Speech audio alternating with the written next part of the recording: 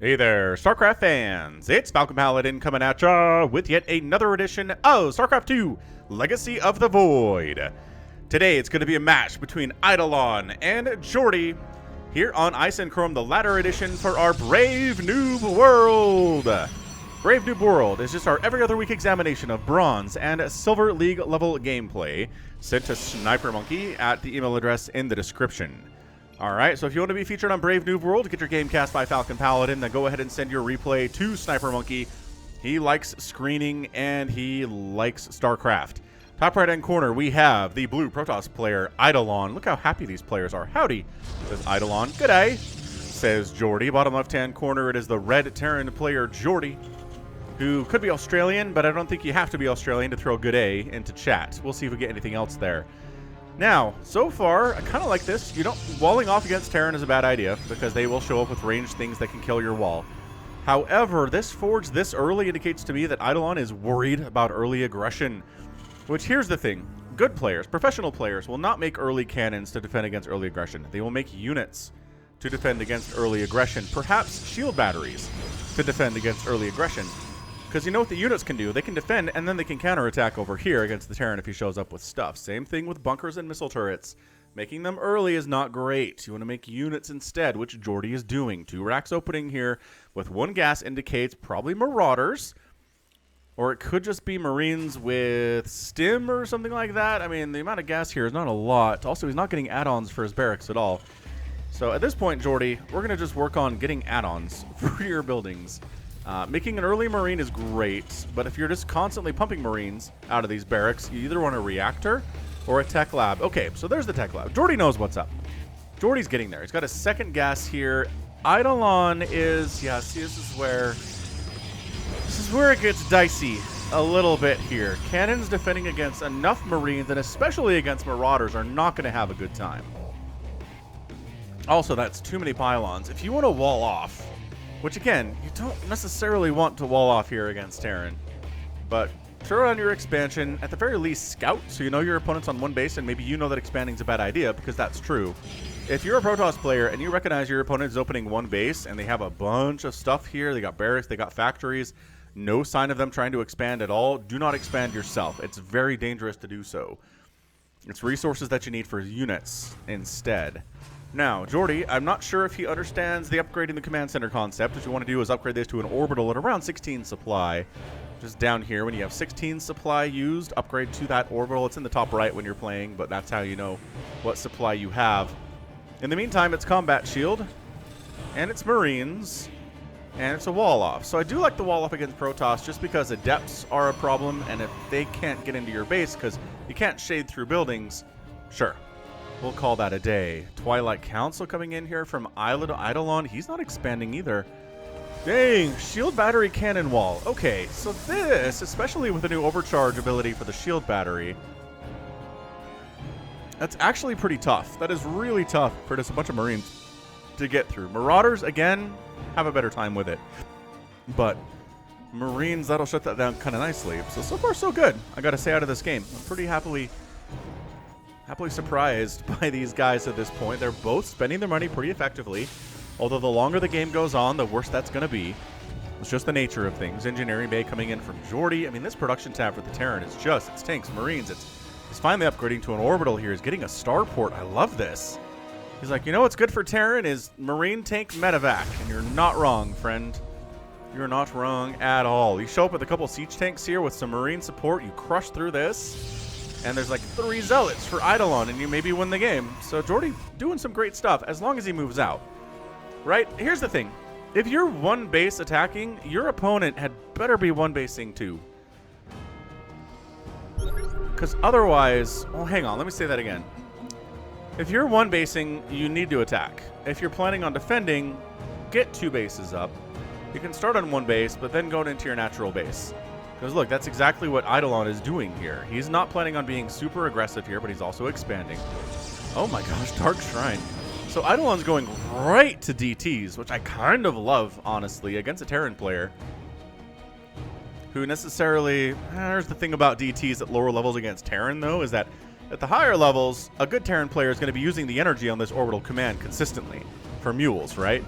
But the lower levels, sometimes this will be at 200 energy and just nothing will have happened with it in a while. And that means you have a lot of energy for scans, which is hilarious. Jourdy throwing up a supply depot up in this area. I guess maybe he wants some kind of an early warning if a warp prison's moving out that direction to try to murder him. But no sign of a robo coming in at all from Eidorlord. So what are we doing? Man, it's 27-6 army supply. This is where Jourdy wins the game. This is where Jourdy shows up with a siege tank. He's got a bunch of Marines with combat shield. He's got a medevac ready to go.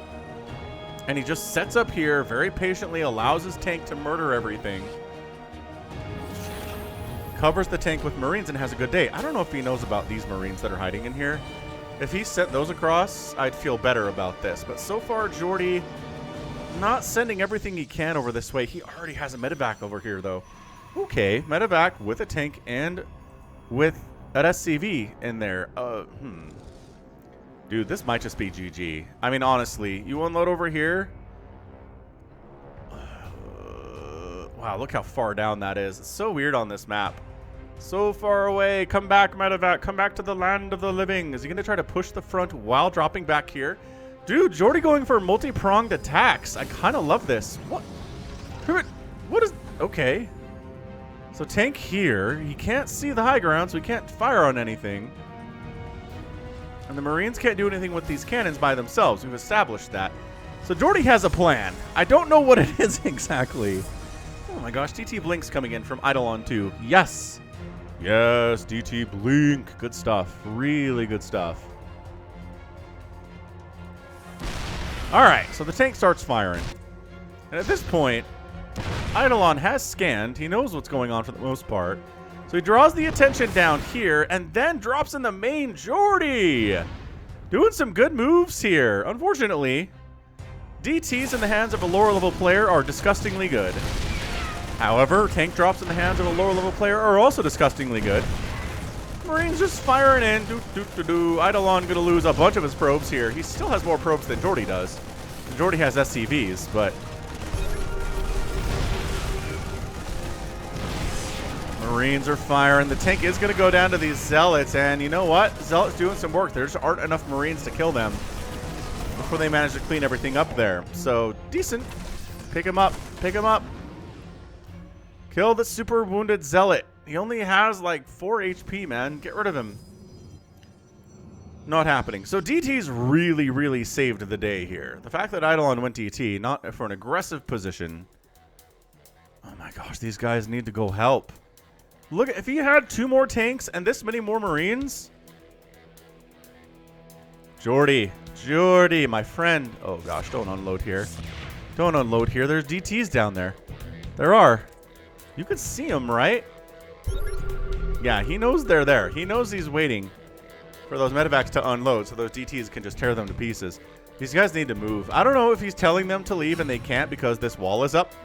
But that would be hilarious if that's what's going on right now.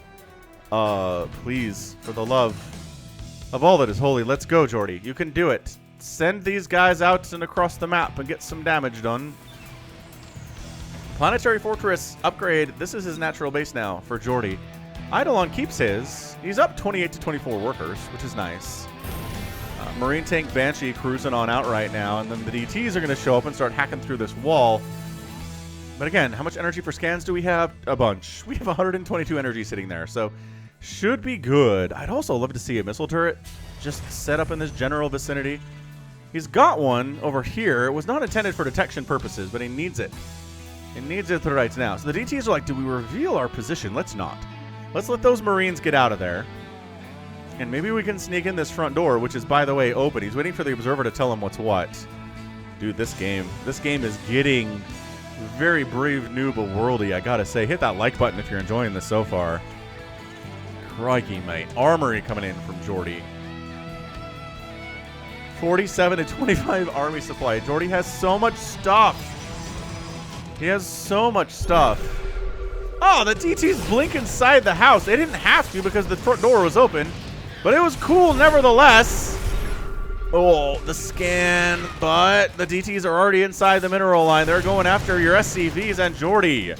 Wait, where's he going? Just get the SCVs, man. That's the goal here. Murder this economy. Yeah, man. Jourdy down to 11. 8 SCVs falling precipitously right now. Not enough energy for another scan. This is why you have turrets.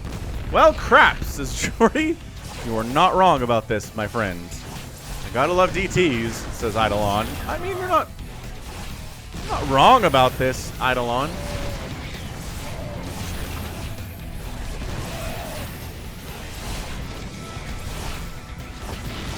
The good news is you can lift your buildings. So the DTs can kill the stuff they can't lift off, like engineering base and supply depots and add-ons and things, but otherwise, especially with Shadow Stride, says Eidorlord. See, what Jourdy should have done as soon as those DTs showed up is just like lifted everything into these medevacs and dropped inside the main base of Eidorlord and just went to town. But instead, I don't know what he's doing otherwise. Here we go. He's finally doing the thing, kind of. That medevac was empty. Dude, fill the medevacs with stuff when you have guys over here, Jourdy.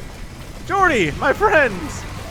Now, once again, Zealot's enough to handle it because there are literally 15 Marines just sitting back here, not taking part in the battle because he just flew an empty medevac over to land it inside the main base. If Eidorlord loses this game, it's going to be one of the more brave Noob Worldy episodes we've ever cast here. Snipermonkey did refer this one pretty heavily. Okay, so he's going to defend this. Eidorlord's going to come down. The Marines again. There you go. Enough Marines to wipe out those Zealots very easily. Banshees in the mix providing additional DPS. Wait, no, don't flee. He just sort of unloads a lot of his army here. This is amazing. Oh, yes. Focus down the pylon. Depower 2 things at once. Well done, good sir. The DTs are like, ah, crap. I guess we're needed back home. Oh, it's 25 to 5 workers right now at 12 minutes. I mean, this is, whew. This is some good stuff right now. DTs from Eidorlord. Don't actually kill anything there. One gets pushed around by Marines. They don't notice a thing. Oh, hold on. Let's walk back through the DTs. Yes, here we go. Oh, Jourdy. Jourdy, my friend. The Banshees need to carry the day because the DTs can't do anything about the Banshees. At all. Dude, if he walks his DTs... He brought the DTs up. He's like, hold on. Hold on. We can handle these Banshees. Warping in some Stalkers. The slow warp in, by the way. To this pylon? I guess. 16 to 5 workers right now. Eidorlord holds on to his natural base and his main base. Both his nexuses are alive. Jourdy floated his CC. Wait, this is a CC. This isn't an orbital. Did he build another command center for no reason? Cool. A Raven in production. A Banshee following up after that one for reasons. Yep. This is crazy. This is a really weird game so far, I gotta say. I mean, again, it's Eidorlord's game to lose. He has the same army supply, but 18 workers to 7 and 2 bases to 0 at the moment. Well, 2 bases to 1 at the moment for Jourdy, I guess. It's effectively 0, though, based on the income difference right now. Jourdy, again, just going to expand down this way and hope that Eidorlord doesn't notice him. And honestly, the lower level your games are, the more hiding a base is going to be more effective. It just is. The lower level players aren't going to scout in places like this or like this all this much, especially in a big map like Ice and Chrome. Not going to happen at all. He's got 6 probes on that main assimilator. Needs to move those out. Maybe move them down to this assimilator that has no workers inside the natural base. I don't see why not. I don't know why Eidorlord isn't moving out here. Like, I guess he is, right? I guess his DTs are out and about. Hello, Ursidon. Just gonna leave you alone. Pass you on by there, friend.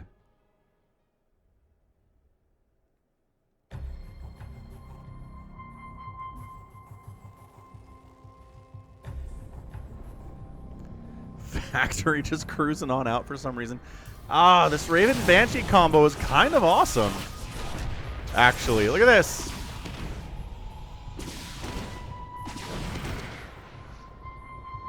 He did blink away, but the Raven and the Banshee are pretty darn zippy, and they are faster than the DT just walking. Just barely, though. Like, just barely faster. Plus, they don't have to adhere to ground situations. The DTs, do you want to stop and deal with these Marines? You sure don't, because there's Banshees helping them out right now. So Jourdy with 2 bases that Eidorlord does not know about right now. Eidorlord's production tab is empty at the moment. He's making Phoenix to try to deal with the Banshees, which I support. I mean, Banshees can't shoot up, so that's very cool. If your opponent is going Mass Banshee, Mass Phoenix is actually a good way to go. I mean, there's a reason. Excuse me. There's a reason why you don't see Mass Banshee versus Protoss all that much. Sometimes you see it versus Zerg, but never versus Protoss at all. It's because Phoenix exists. Phoenix is a good unit in a lot of situations. So look at this. Jourdy 2 bases. Eidorlord 2 bases. Neither player actively making workers right now, which is something that Day 9, he says it every time, right? Every time in my head, when it comes down to it, probes and pylons, man. Always be making probes and pylons. Always be making SCBs and supply depots. If you're stopped making either of those things for any reason, you're doing it wrong. Go back, make some more. I mean, 2 probes at a time are coming in from Eidorlord right now. It might actually fully saturate his natural base at some point, but I understand, right? I understand at some point you start to fear what your opponent is going to do, so you make units instead of workers. Because you're like, if they just show up and I have a massive economy but nothing to defend with, I'm dead. It's very true. It's more of a concern for Zerg than for Protoss and Terran, because they can make their workers and their army at the same time in different buildings. But it's still limited resources, right? So that's what it still comes down to. Eidorlord manages to basically be on 2 bases saturated. His main base is mined out as a problem. Whereas Jourdy is working on brand new mineral patches for the most part. But he's down 34 to 14 workers. 34 to 14 workers is bananas.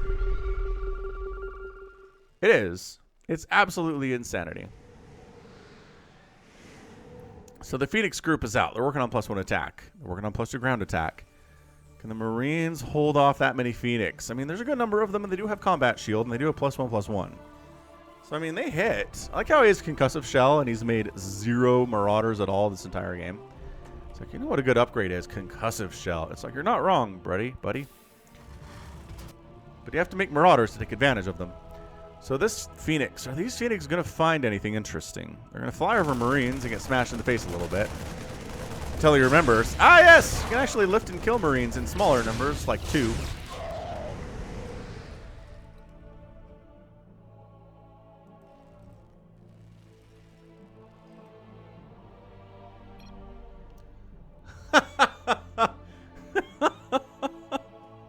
Dang it, Jourdy! Just do an episode 9 reference from Star Wars? I think he did. I don't think Eidorlord got it. I got you, man. I got you, Jourdy. I heard it. Marines, tanks, Widow Mines, Raven, Medivacs, Banshees, Missile Turret getting tossed up right now. I mean, the good news here for Jourdy is that Eidorlord has been on 2 bases for almost the entire game and hasn't expanded once. So that bodes well in the long term, I gotta say, for Jourdy's chances to win this game, as Eidorlord is not expanding at all.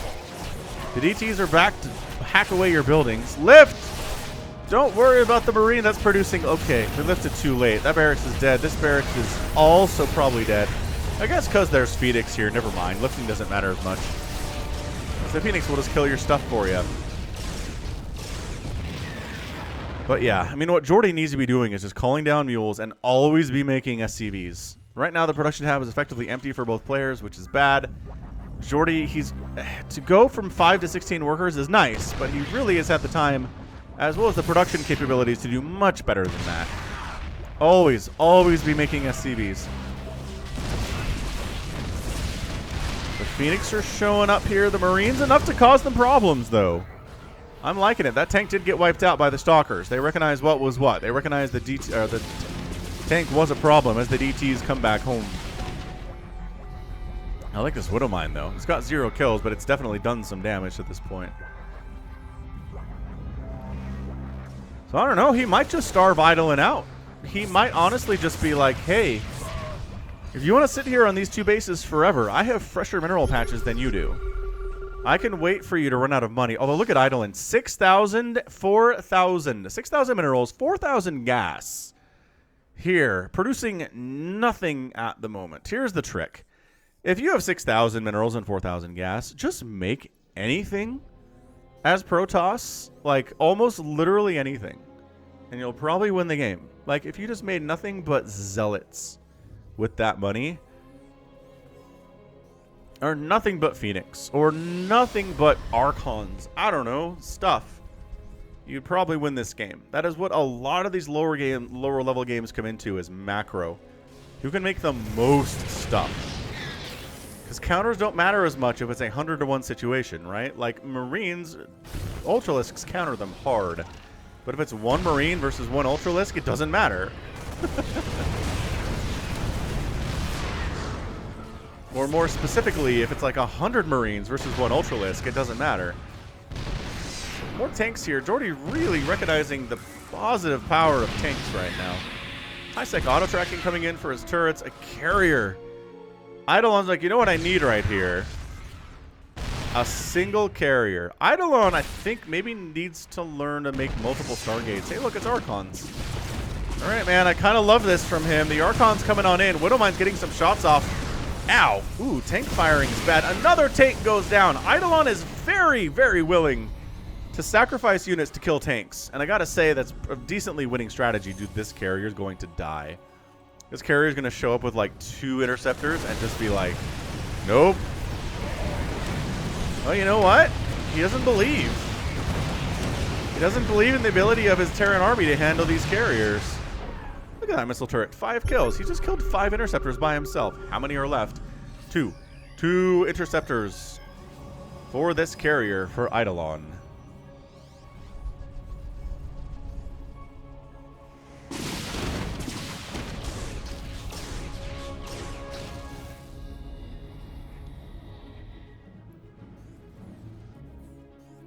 Jourdy taking a 3rd base. Oh, Eidorlord's got a 3rd base down the right side. He also has a Carbot Zergling. Hey, Carbot, how you doing? If you missed the Carbot, you should probably check out my Carbot cast in Brood War. I think you'd enjoy those. Dude, he just interference matrix that carrier. What level of StarCraft is this? Jourdy can't get an economy to save his life, but he just interference matrix something with his Raven. Awesome. Awesome stuff here. There's an SCV down here, right? Yeah. SCV, repair this Raven. It's going to be useful later. Repair that Banshee too. Yeah, so the trick to this game is invisible bases, right? Eidorlord doesn't know about this or this. Carrier has arrived. Ready to plunder. And Jourdy doesn't know about this one. So they both, I don't know. I mean, at this point, Eidorlord has to figure there's another base somewhere. He just doesn't know where it is. He's not really scouting it either. I mean, at least let your carrier get max interceptors before you attack, please. All right. Turret down. This is like the lowest econ, scrappiest game. We're at 23 minutes, and it's 65 to 77 supply. Once again, another tank sets up, gets some stuff done, and immediately dies. Oh, the Raven died because it wasn't repaired. Auto turret unable to do much there either, just because the number of stalkers that are present. Viking is trying to nope. Dude, is Eidorlord just gonna win with 2 carriers? What is happening right now? This is kind of incredible stuff. Oh, Widowmine firing on those interceptors. Interceptor count is 6. Not a big number. Banshee going against cannons and Phoenix. No, not today, Banshee pilots. That Widowmine, oh, getting some hits there. Really bringing that carrier down. Bring it further in so that the shield batteries can heal both of you. I guess they're both on full shields. Never mind. Never mind. We're good. Jourdy's 3rd base. Nothing is happening with it right now because Jourdy is, like, allergic to making SCVs. He's got 27. Okay, so he's up from 15 to 27 right now, which is okay, I guess. It could be worse.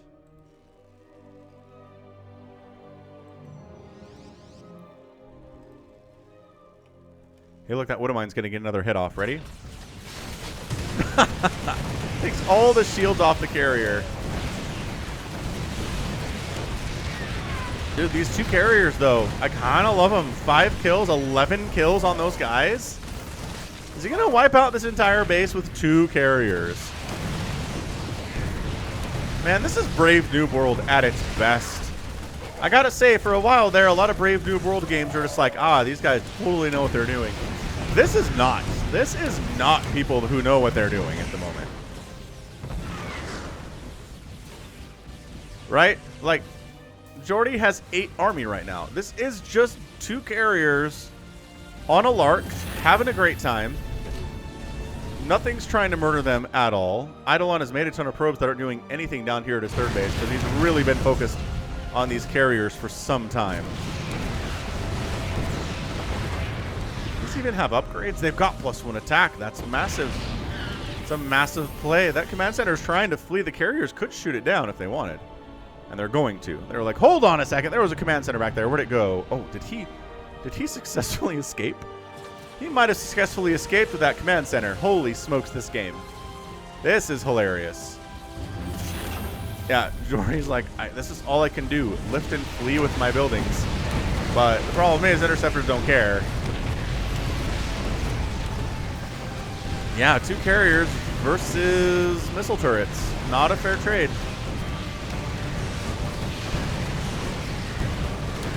Oh, the damage to the carrier, though. Oh, the repair was not enough. He pulled a couple SCVs off for the repair, but he couldn't quite pull it off there.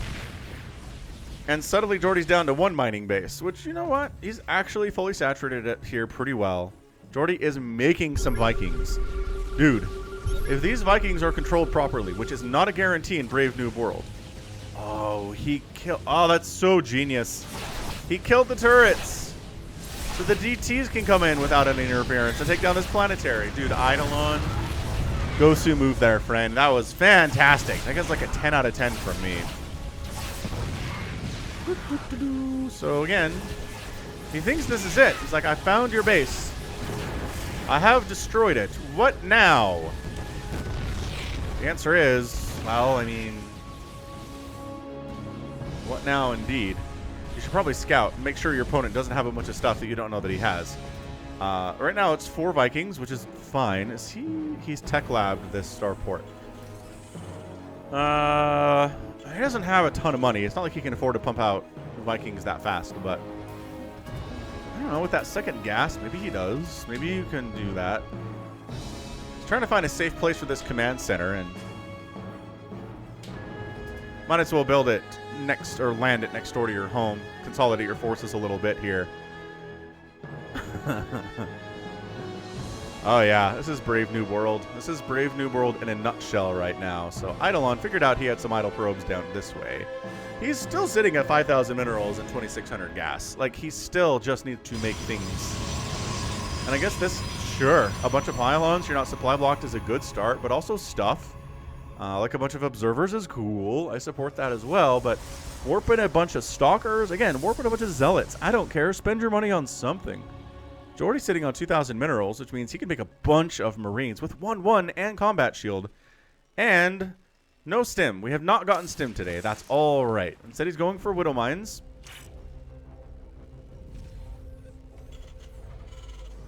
Man, place your bets. Who's got this thing won? Do we feel like it's Eidorlord, who has the bigger army and the better economy? Or do we think it's Jourdy, who has a pretty decent answer to what Eidorlord is going for here? This is question. This is question of the day. Expanding again is Eidorlord. Nice. Okay. So Eidorlord actually going to be on 4 bases here in about 20 minutes, which is great. Oh, a mothership is coming in. Oh, snap. I have a mothership name ready to go. Aaron sent me one some time back, and I was like, I promise I'll use it on motherships. And I haven't seen them very much. But the one time I did see them, I didn't actually do the thing. So, let's find it here in Discord real quick.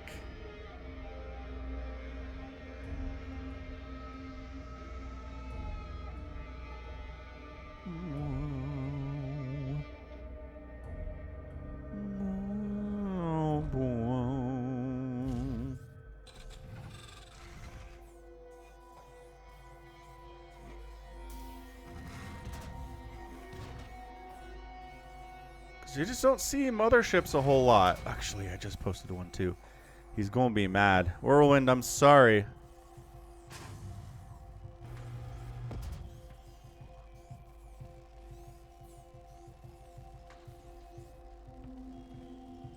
Another base coming up from Jourdy on the left side.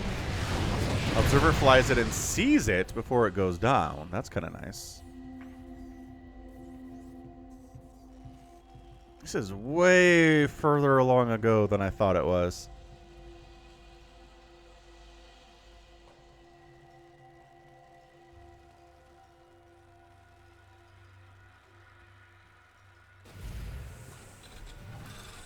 Did I write it down somewhere?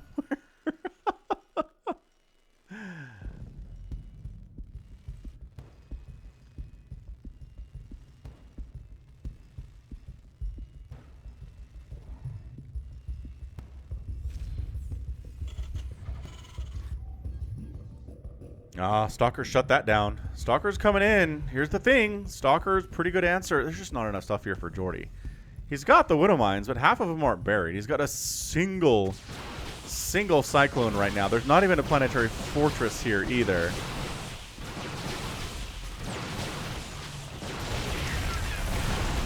That said, there's mean Banshees here, and there's a tank. And a couple Marines with decent upgrades. These are not bad answers to Stalkers at the moment. Cloak Banshee's doing some serious work here as well.